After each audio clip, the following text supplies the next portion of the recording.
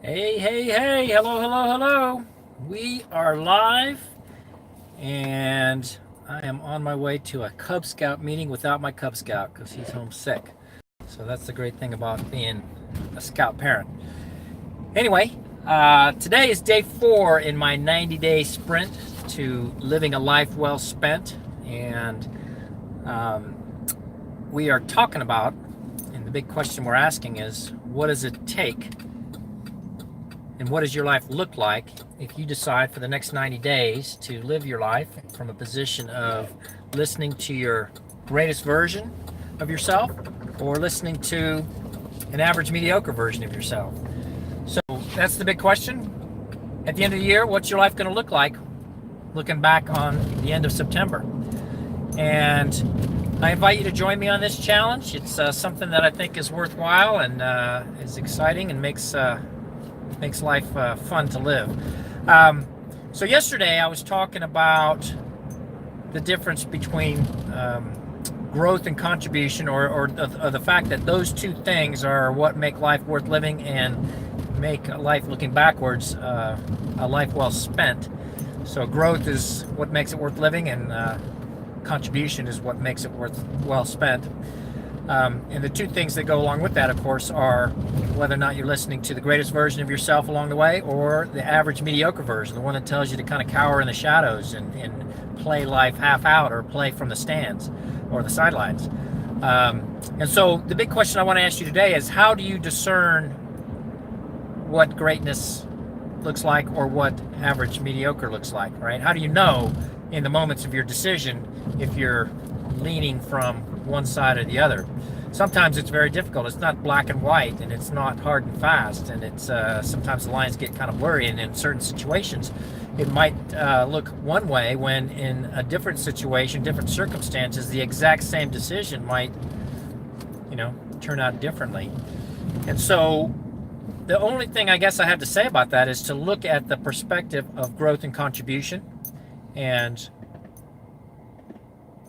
what the centric focus of that is. Okay, so if you're solely focused on growing and you're just trying to make yourself better, but you don't have a perspective of contribution, then your focus, your locus, is internal. It's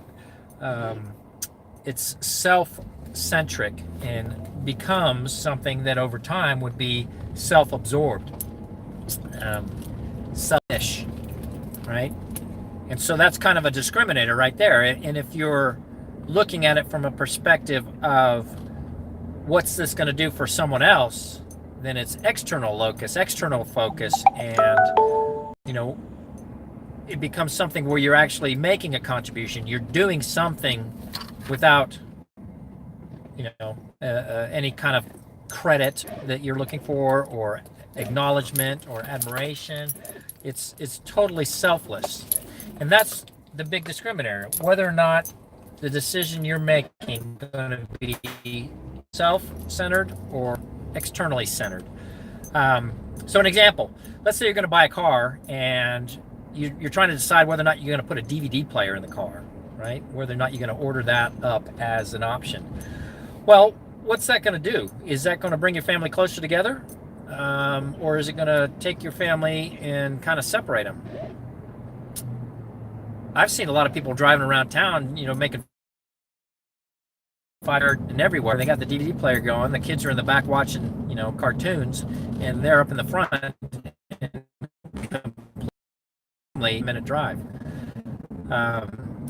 In that regard, I'm going to put a DVD player in your car, but there's nothing wrong with that in and of itself.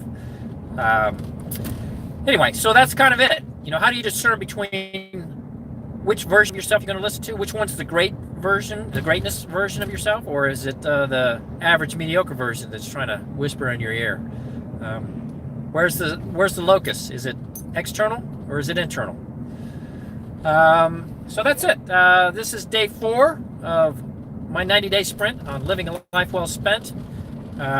If you want to take a look at this again, it'll be on my website at www.360degreeresults.com, 360degreeresults.com, and it'll be posted there along with a written format of it.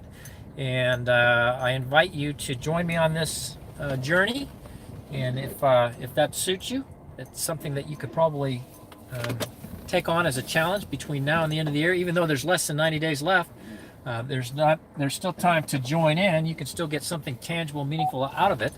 And what else? I guess that's it.